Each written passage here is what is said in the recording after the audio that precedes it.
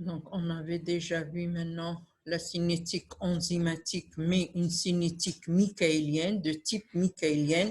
La deuxième type de cinétique, cinétique allostérique, cinétique des enzymes allostériques.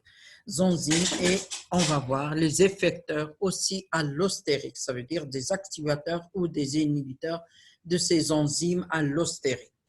On trace comme la cinétique michaélienne, on a tracé V en fonction de S, on a tracé V en fonction de S suivant une cinétique michaélienne et une B en fonction de S avec la courbe bleue d'enzyme allostérique. Qu'est-ce qu'on peut interpréter comme courbe d'enzyme allostérique? Les petites, on voit au début, les petites quantités du substrat, très peu, sont transformées lentement en comparant aux enzymes michaéliennes à la courbe rouge, sont transformées lentement. La vitesse augmente juste à partir d'un seuil. À partir d'un seuil, on voit la courbe qui va augmenter. Et on parlera d'effet coopératif. Qu'est-ce que c'est cet effet coopératif? Contrairement aux enzymes allostériques, aux enzymes michaéliennes, les enzymes allostériques n'exercent pas leur action à des concentrations en substrat élevées. Contrairement, les enzymes allostériques n'exercent leur action qu'à des concentrations en substrat élevées. C'est pour cela qu'on a dit que la vitesse augmente à partir d'un certain seuil, à partir d'un certain nombre d'une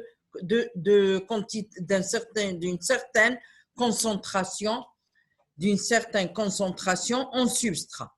C'est pour cela qu'on dit que les enzymes allostériques n'exercent leur action, et on le voit bien sur le début de la courbe, qu'à des concentrations élevées en substrat.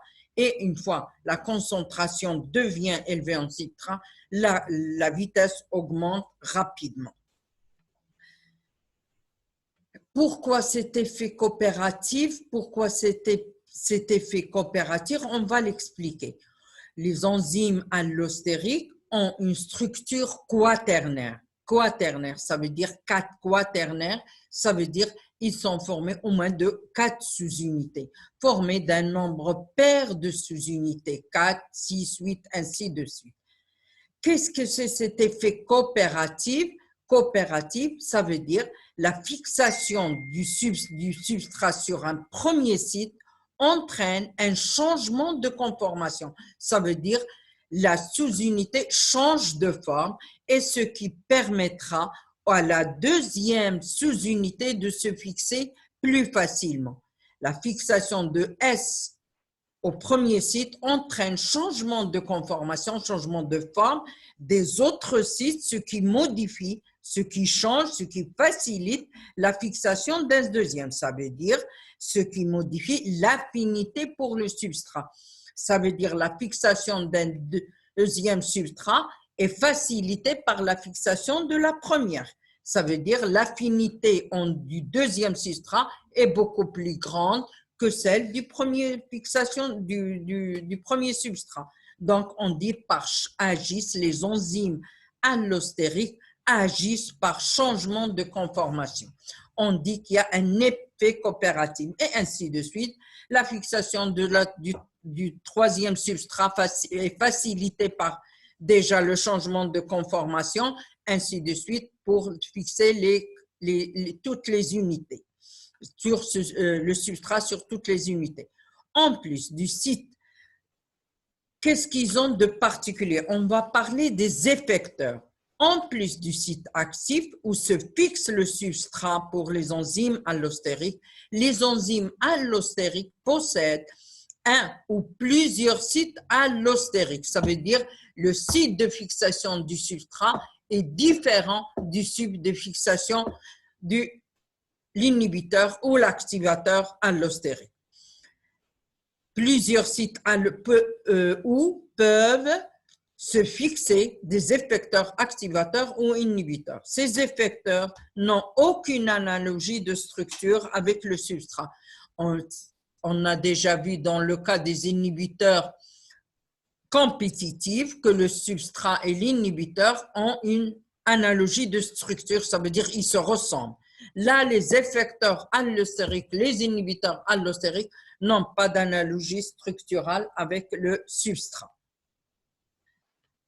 Comment action de ces effecteurs, comment ils agissent, ces effecteurs, que ce soit activateurs ou inhibiteurs, comment ils agissent?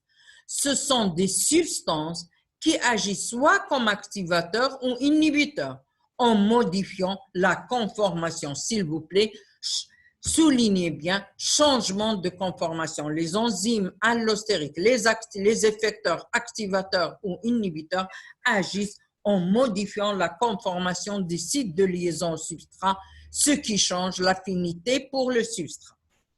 On parle d'activateur allostérique, augmentation de l'affinité de l'enzyme pour le substrat. Un activateur augmente l'activité de l'enzyme pour fixer le substrat et lui permettre d'agir à faible concentration en substrat. Et ça, c'est très important. Les activateurs allostériques augmentent l'affinité de l'enzyme et vis-à-vis du substrat. Et puisqu'on a dit tout à l'heure que les enzymes allostériques n'agissent qu'à des concentrations élevées, là, le but d'un activateur, il permet, regardez la courbe rose, il permet d'agir, que l'enzyme allostérique agit à des faibles concentrations en substrat, recomparé par rapport à la courbe bleue et par rapport à la courbe, comparer les deux courbes rose et bleu. Ça, c'est les activateurs, la courbe correspondant aux activateurs. Les inhibiteurs allostériques, comme les inhibiteurs non compétitifs, diminuent l'activité pour le substrat. On voit le Km pour l'activateur, Km pour son inhibiteur activateur et le Km avec l'inhibiteur. Donc, comme les inhibiteurs non compétitifs, comme les inhibiteurs non diminuent l'affinité de l'enzyme pour le substrat. Les inhibiteurs allostériques diminuent l'affinité et par conséquent, on dit augmente le Km. Quand l'affinité diminue, le Km augmente et c'est ce qu'on voit dans V en fonction de S. Le Km de l'inhibiteur est beaucoup plus grand que celui de sans inhibiteur et celui avec activateur. Donc, on dit que les inhibiteurs allostériques, comme les inhibiteurs non compétitifs, diminuent l'affinité de l'enzyme vis-à-vis du substrat. Et là, on parlera du modèle des enzymes allostériques, possède deux sites, c'est ce qu'on appelle modèle de Monod et Wyman, et qu'est-ce qu'il a de caractéristique cette enzyme, ce type de modèle d'enzymes allostériques, vous l'aviez vu dans les enzymes allostériques, dans le métabolisme, dans la glycogénèse par exemple, et dans les phosphokinase, la forme relâchée et la forme tendue. La forme relâchée est la forme active, la forme tendue est la forme inactive. On dit que l'enzyme allostérique agit par changement de conformation. C'est ce que explique ici la forme relâchée et la forme tendue. Transition allostérique, on peut passer d'une forme relâchée à une forme tendue, ça veut dire d'une forme active à une forme inactive. Et là, vous avez des exemples comme certains phosphorylases, comme les glycogénases, ainsi de suite. Qu'est-ce qui possède ces enzymes allostériques? Possèdent, on a dit, deux sites, site actif et site régulateur. Ça veut dire soit un site, soit activateur, soit inhibiteur. Régulateur, ça veut dire soit il agit pour augmenter l'activité de l'enzyme, soit c'est pour inhiber l'activité de l'enzyme. Formé de plusieurs sous-unités, protomères, on a dit au nombre de paires, protomères, existent sous deux états en équilibre, état catalytique, c'est l'état actif, et l'état inhibé, c'est l'état tendu.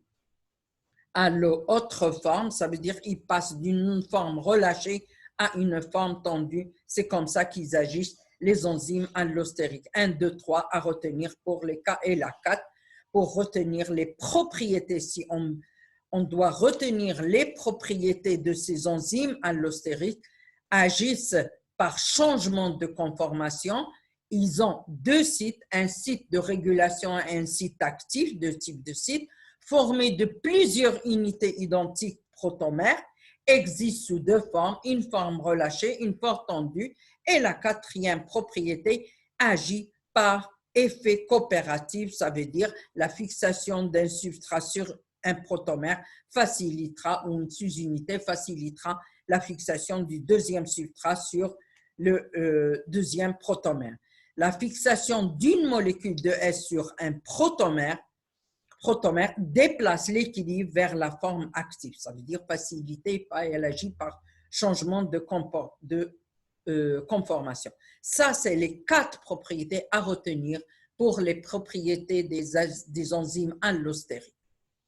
Importance des enzymes allostériques, et on terminera avec ça, ont un rôle de régulation très important dans la cellule. C'est pour cela un exemple très important d'une enzyme de régulation, une zone clé de la glycolyse, la PFK1, la phosphofructokinase 1, qui catalyse le fructose 6-phosphate en fructose 1,6-biphosphate. Il y a plusieurs types d'enzymes allostériques que vous avez vu dans le métabolisme des glucides, des acides aminés et des lipides. En général, l'enzyme allostérique catalyse la première réaction limitante d'une voie métabolique. Son activité peut être contrôlée par des activateurs ou des inhibiteurs appartenant à cette voie métabolique. Exemple, A qui transforme en B en présence d'une enzyme E1, une chaîne anabolisme ou catabolique, un métabolisme en général, A donnera B, B donnera C, C donnera D, en présence, c'est des réactions biologiques catalysées par des enzymes E1, E2, E3, ainsi de suite. Et X est le produit. Enzyme allostérique, c'est l'enzyme E1. Inhibition, feedback, par rétro-inhibition. Ça veut dire le X, le produit que vous avez synthétisé, si vous avez synthétisé beaucoup de produits que la cellule n'a plus besoin d'avoir ce produit à l'intérieur de la cellule, il y a une rétro-inhibition, ça veut dire ce produit que vous avez synthétisé devient un inhibiteur de la première enzyme allostérique, la première enzyme de la chaîne métabolique, c'est ce qu'on appelle le rétro-inhibition ou le feedback. Les effecteurs allostériques ont une action spécifique sur les enzymes allostériques en se fixant sur leur site allostérique, bien sûr. Ils ne se fixent pas sur le site actif, mais ils se fixent sur le site